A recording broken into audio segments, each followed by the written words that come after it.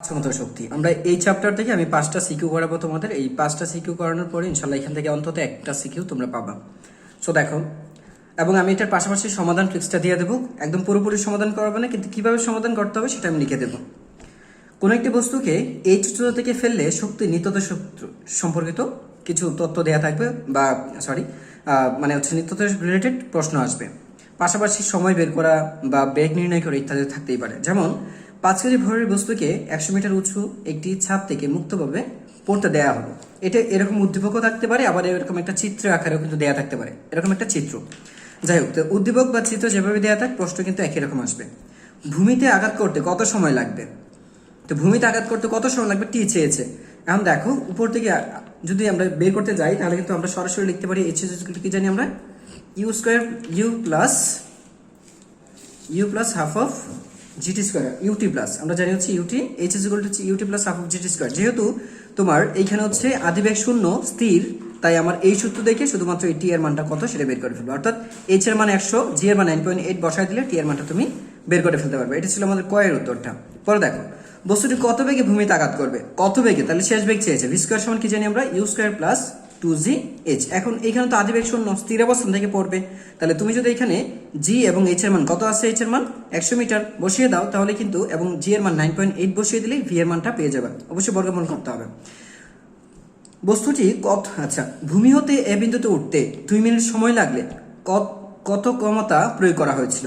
তাহলে ক্ষমতা চেয়েছে, ঠিক আছে। তো ক্ষমতার সূত্র কি জানি আমরা, ক্ষমতা জানি হচ্ছে mgh/t। তাহলে দেখো mgh, m মানে কত, বস্তুর ভর কত আছে 5 কেজি, জি 9.8, উচ্চতা কত উঁচু থেকে ফেলা হচ্ছে বলছে এ বিন্দুতে উঠাতে হবে। এবার যদি উঠাতে হয় 100 মিটার উঁচুতে নিতে হবে, তাহলে 100 মিটারের জন্য কত, জি এইচ এর মান হচ্ছে 100 বসায় দাও। আর টি এর মান কত মিনিট লাগছে বলছো 2 মিনিট, তার মানে 60 সেকেন্ড বসায় দিবা। কত, 60 সেকেন্ড, 60 120 সেকেন্ড বসাবা, তাহলে 120 দিবা, সময়টা 120 সেকেন্ড বসায় দিলে উত্তরটা পেয়ে যাবা কত ক্ষমতা প্রয়োগ করা হয়েছিল। এ ও বি অথবা এ ও সি বিন্দুতে শক্তি নিত্যতা সূত্রকে সমর্থন করে কিনা। তাহলে তোমাকে এখানে এ ও বি ও বলতে পারে, এ ও সি ও বলতে পারে, আবার এটাও বলতে পারে A B C Shakti, A B C সকল বিন্দুতে শক্তির নিত্যতা সূত্র মেনে চলে কিনা, ঠিক আছে, এটাও চাইতে পারে। সো আমার কাজ হচ্ছে এই প্রশ্ন যদি উত্তর করতে চাই আমি, তাহলে আমাকে কি করতে হবে, মাথায় রাখতে হবে এই ক্ষেত্রে আমার প্রতিটা বিন্দুতে মোট শক্তি বের করতে হবে। আর মোট শক্তি দেখো, তাহলে আমি বলবো এ বিন্দুতে, দেখো আমি শর্টকাট বলছি, এ বিন্দুতে মোট শক্তি, এ বিন্দুতে মোট শক্তি হচ্ছে ইএম ইকুয়াল হচ্ছে ইকে প্লাস ইএম ইপি। তাহলে ইকে মানে কত, half of MB square, EK হচ্ছে হাফ অফ এমবি স্কোয়ার, আর ইপি মানে হচ্ছে এমজিএইচ।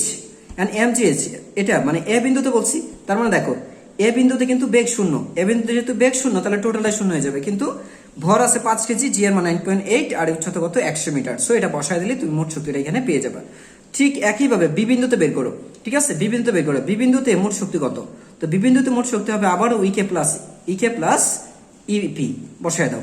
তো ইকে প্লাস ইপি যদি বসাও, তো ইকে মানে কত, হাফ অফ এমবি স্কোয়ার, আর এটা কত এমজি। এখন কোথায় আছে দেখো তো, বিবিন্দুটা কোথায় আছে, এখানে তো উল্লেখ করা থাকবে। বিবিন্দুটা ধরো যে এখানে দেয়া আছে কত, ধরো যে এটা হচ্ছে দেয়া আছে হচ্ছে 20 মিটার, এখান থেকে এটা দেয়া আছে কত 20 মিটার লেখা থাকবে কিন্তু। তো যদি 20 মিটার থাকে, তাহলে এখানে তোমার এইচ এর মানটা কত বসাবা, এখানে এইচ এর বলতে এখানে 20 মিটার বসাবো। মনে রাখবা বিভব শক্তি পরিমাপ করতে হয় ভূমি থেকে বস্তুটা কত উচ্চতায় আছে, আর গতিশক্তি পরিমাপ করতে হয় বস্তুটা কতটুকু পথ অতিক্রম করলো। বস্তুটা ছিল হচ্ছে এ বিন্দুতে, এ থেকে সে বি বিন্দুতে আসলো, তো অতিক্রান্ত পথ কিন্তু 80 মিটার। দেখো এখান থেকে, কারণ এটা 20 মিটার হলো, এটা হচ্ছে 80 মিটার।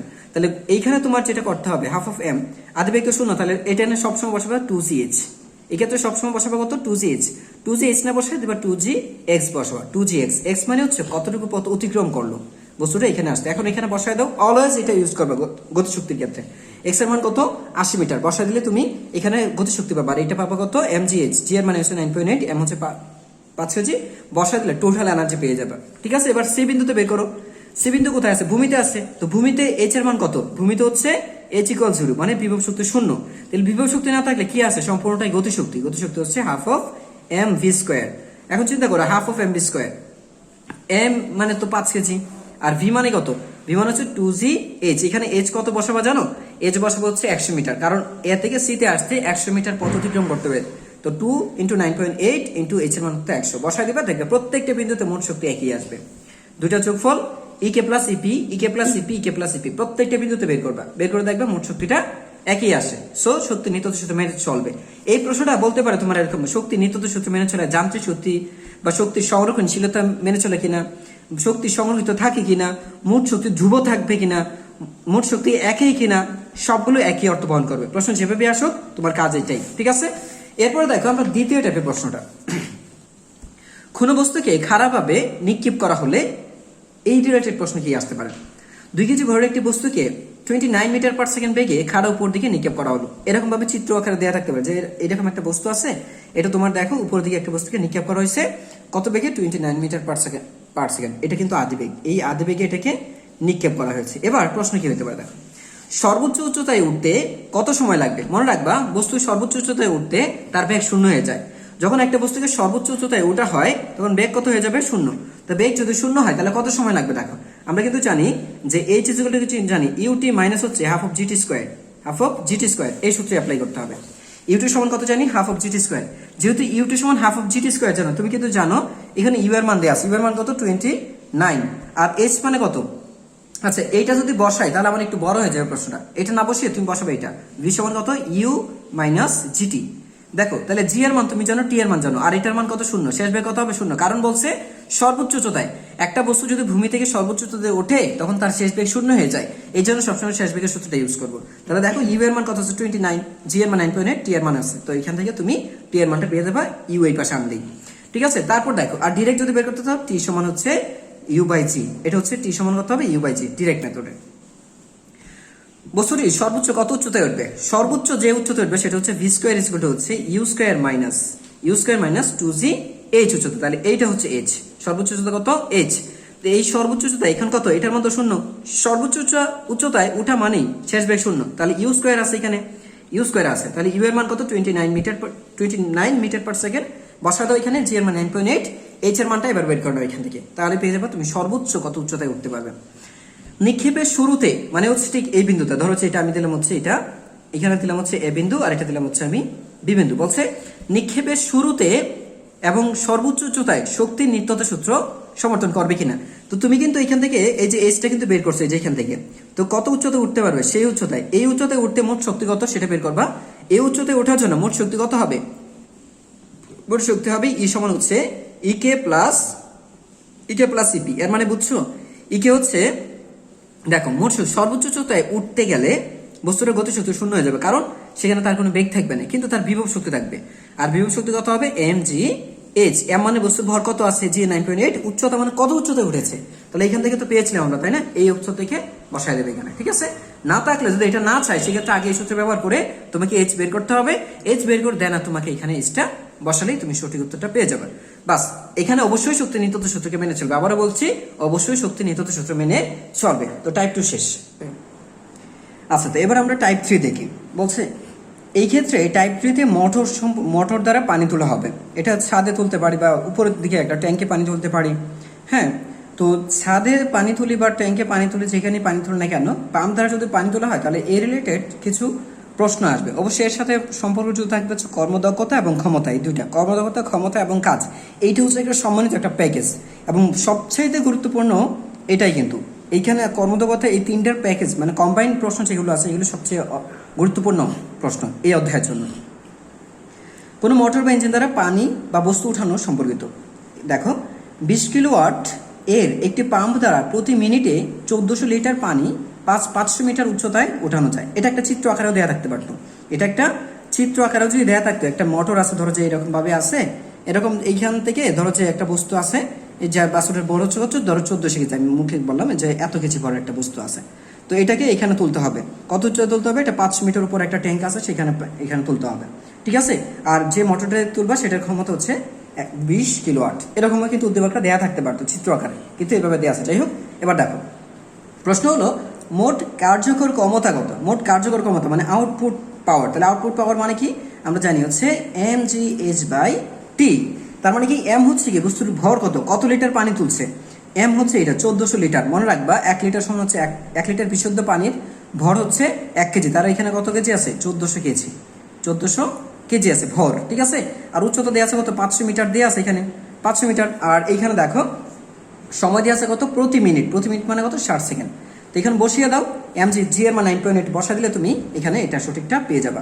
পরে দেখো এখানে অবশ্যই সাইডে লিখে নিবা যে দেয়া আছে এত সমান এটা সমান এটা এটা সমান এটা, মানে যে তথ্যগুলি আছে সেগুলো অবশ্যই ডান পাশে লিখে নিবা, তারপর আমরা জানি সূত্র ইউজ করবা।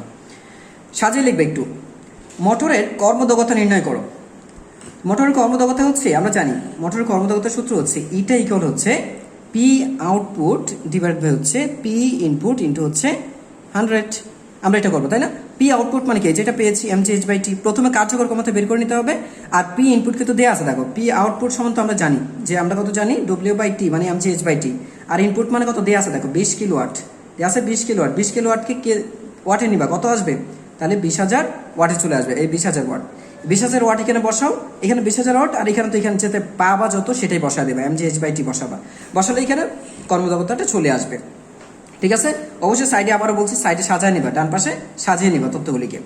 পরে দেখো মোটরের দক্ষতা 10% বাড়ালে বা কমালে, এখানে বাড়ালেও আসতে পারে, দুইটা প্রশ্ন এখানে আছে কিন্তু আমি একসাথে দিয়েছি দুইটা প্রশ্ন। মোটরের কর্মদক্ষতা 10% বাড়ালে ব্যয়িত শক্তির কিরূপ পরিবর্তন হবে, এইটা না এসে বলতে পারে এটাও মোটরের কর্মদক্ষতা 10% কমালে ব্যয়িত শক্তির কিরূপ পরিবর্তন হবে। এইটা একটা খুবই খুবই গুরুত্বপূর্ণ একটা প্রশ্ন। ঠিক আছে, এটার প্রশ্ন আরেকটা এটার পরিমার্জন একটা রূপ আছে, দেখো যে কর্মদক্ষতা 85% হলে উল্লিখিত সময়ে মোট ব্যয়িত শক্তির পরিমাণ গাণিতিকভাবে হিসাব করো।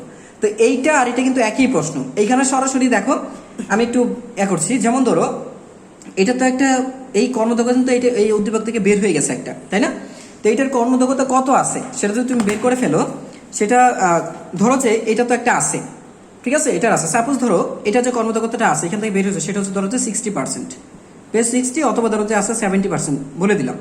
ঠিক আছে, এখন বলছে কি 10% বাড়ালে মানে কত হবে, 10% বাড়ালে কত হবে, এর মানে হয়ে যাবে কত 60%, 10% বাড়ালে কত হবে, এখানে হয়ে যাবে 70%, আর এটা অথবা 70% থাকলে হয়ে যাবে কত 80%। আর যদি কমানো হয় তার মানে কি হয়ে যাবে, আগেরটা চেয়ে 10% কমানো হয়েছে মানে আগের চেয়ে কত হয়েছে, কমে গেছে, তার মানে 60 ছিল হয়ে যাবে 50, 70 থাকলে হয়ে যাবে কত 60, 70 থাকলে হয়ে যাবে কত 60, তার মানে আমরা বিয়োগ করবো।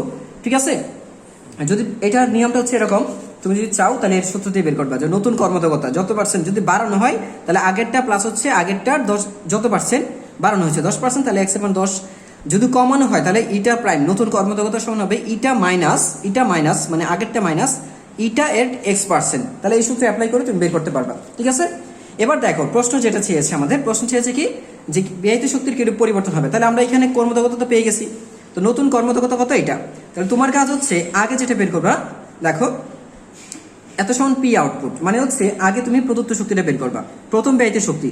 আর প্রথম ব্যয়িত শক্তি মানে হচ্ছে এখানে 20,000 কিলোওয়াট দেওয়া আছে, এখানে 20,000 কিলোওয়াট ইন্টু হচ্ছে সময় কত দেওয়া আছে প্রতি মিনিটে, তার মানে এটা বসা দাও। তো এখান থেকে প্রথম স্টেপে তুমি একটা ব্যয়িত শক্তি পাবা। ঠিক আছে, এবার আসো নতুন কর্মদক্ষতার জন্য। তুমি নতুন কর্মদক্ষতা কত পেয়েছো, আগে ছিল 70% কিন্তু বাড়ানো হলে কত হবে 80%, আগে ছিল 60% কমানো হলে কত হয়েছে 10% কমালে হবে 60%, যদি 60% থাকে তাহলে হবে 50%।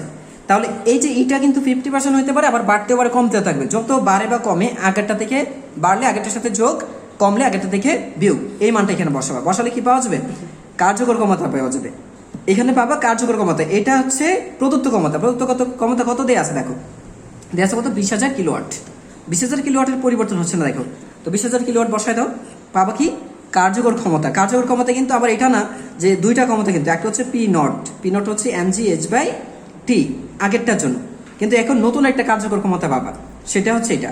এখন এই কার্যকর ক্ষমতার সূত্র কি জানি আমরা, এই নতুনটার জন্য এরকম পি এটা সমান কত হবে mgh/, একই উচ্চতা পানি তুলবা, কিন্তু সময় তো যদি তোমার যদি ক্ষমতা বেশি থাকে তাহলে তো তুমি কম সময় তুলতে পারবা, আগে ক্ষমতা কম ছিল তাই সে বেশি সময় লাগছে, এখন কমেছে সময়, ক্ষমতা বেশি হয়ে গেছে তাহলে সময় লাগবে কম, তাহলে নতুন সময় লাগতেছে না, এই নতুন সময়টা বের করবা।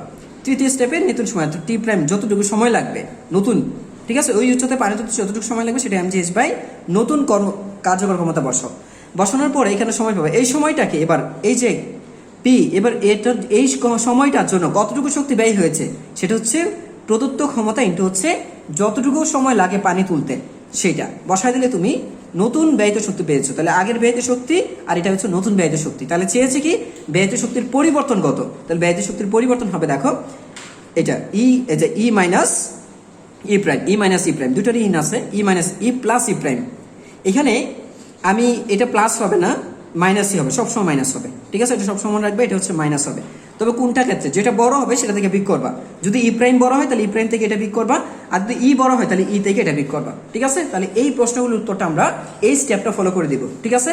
আর প্র্যাকটিস করবা, দেখবা যে বোর্ডে এরকম প্রশ্ন দেওয়া আছে, সেখান থেকে প্র্যাকটিস করলে হবে। তার মানে এইটা আর এটা কিন্তু একই প্রশ্ন।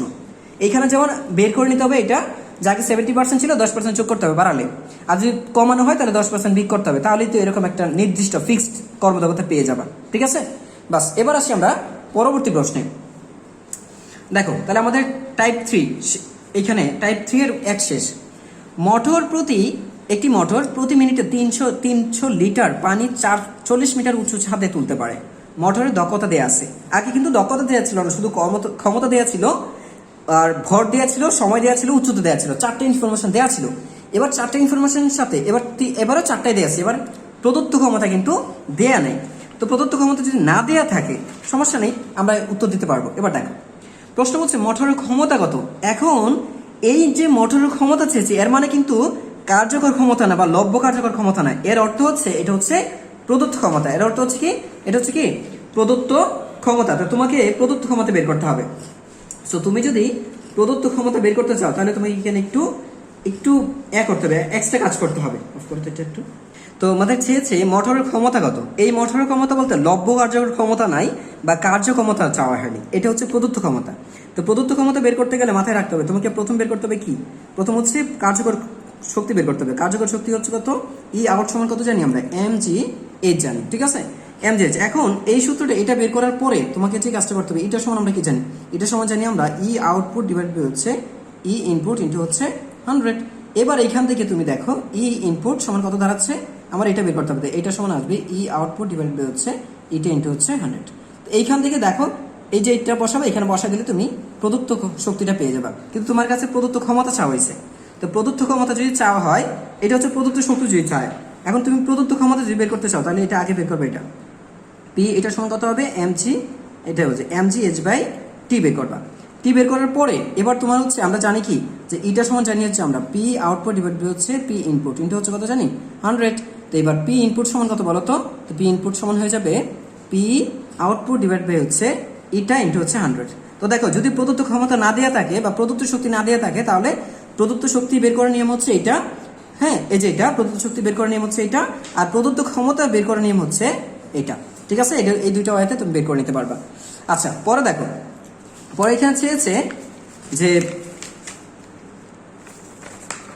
পরে কি চেয়েছে,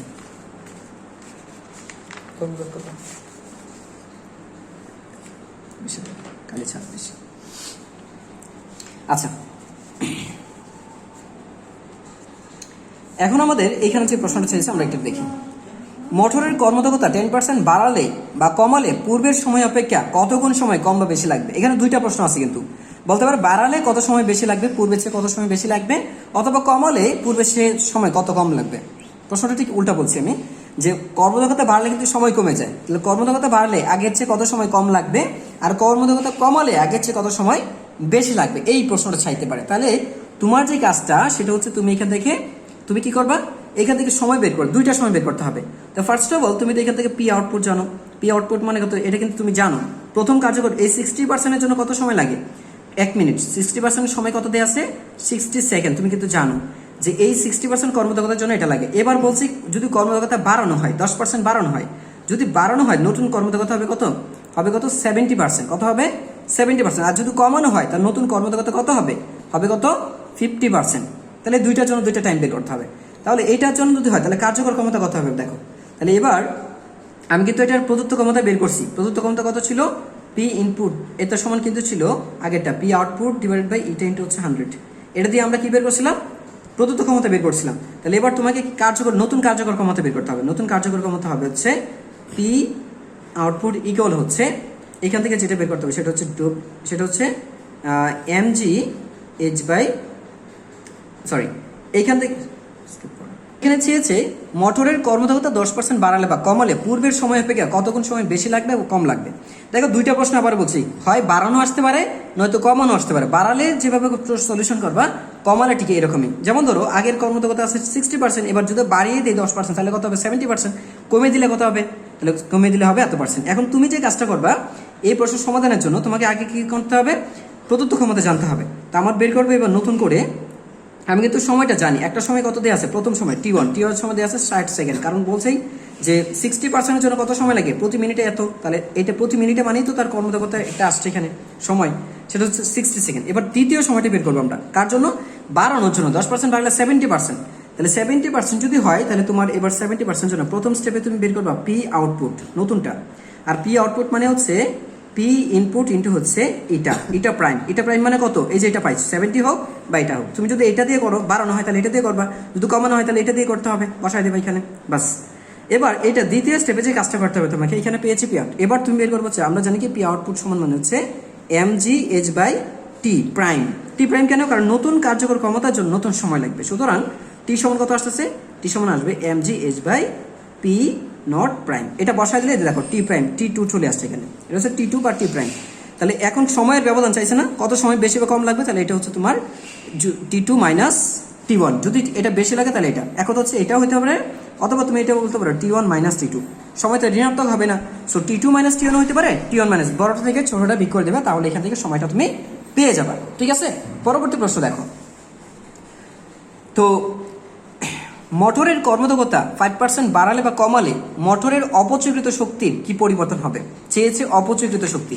তো অপচয়কৃত শক্তি যদি চায়, লস এনার্জি চেয়েছে, কি পরিমাণ লস হলো, পরিবর্তন চেয়েছে। তাহলে দেখো আগে কত ছিল, এটা যখন ছিল 60%, তখন তার লস কত ছিল, তখন আমার লসটা বের করতে হবে, তখন লস ছিল এটা সমান, আমরা কিন্তু জানি, আমরা এটা সমান কিন্তু আমরা জানি কি, আমরা মূলত সূত্র জানি হচ্ছে তোমার ডিরেক্ট মেথডে করা যায়, এটাকে ডিরেক্ট কীভাবে করবো দেখো, আমরা জানি কি যে পি ইনপুট মাইনাস হচ্ছে পি আউটপুট, এখন শক্তি দিয়ে যদি করো তাহলে শক্তি দিয়ে করলে তো আসবে কি, শক্তি দিয়ে করলে ই ইনপুট মাইনাস হচ্ছে ই আউটপুট ডিভাইড বাই হচ্ছে ই ইনপুট ইন্টু হচ্ছে 100, এই যে এইখানে এটা আছে তাই না। এখন লস এটা মানে কি, এটা তো লব্য কার্যকর শক্তি, তো আমার লস কতটুকু হয়েছে সেটা আমি কি করে বের করবো, আমার লস মানে কি দেখো তো, এইখানে আমরা পেয়েছি এইটাই কিন্তু লস, এটা কিন্তু নট না, এটা হচ্ছে লস। তুমি লসটা যদি বের করতে চাও তাহলে লস বের করতে হবে তুমি এরকম যে, এই দেখো ই ইনপুট মাইনাস হচ্ছে ই এল ইকুয়াল কত আসছে দেখো, ইটা ইন্টু হচ্ছে ই ইনপুট, এই যে দেখো এটা, তাহলে এইটা থেকে তোমার যেটা করতে হবে সেটা হচ্ছে এই ইএল এনার্জি, লস এনার্জি কত হবে, ইটা ইন্টু হচ্ছে ইএন প্লাস হবে কত ইএন। ঠিক আছে, এটাকে ডিরেক্ট যদি করতে চাও তাহলে করবো হচ্ছে ইএন ইন্টু হচ্ছে ইটা প্লাস 1, এভাবে করে ফেলতে পারবা। এন্ড এইটা হচ্ছে কি তোমার আগের শক্তি কত ছিল, আগে কতটুকু শক্তি লস হয়েছিল। আর এইভাবে তুমি যদি না করতে চাও, আরেকটা মেথড আছে, সেভাবে তুমি কিন্তু করতে পারো, কারণ দেখা যাচ্ছে যে তোমার যদি এখানে ডিরেক্ট সহজ নিয়ম, এটা নতুন করে দাও তো আলাদা।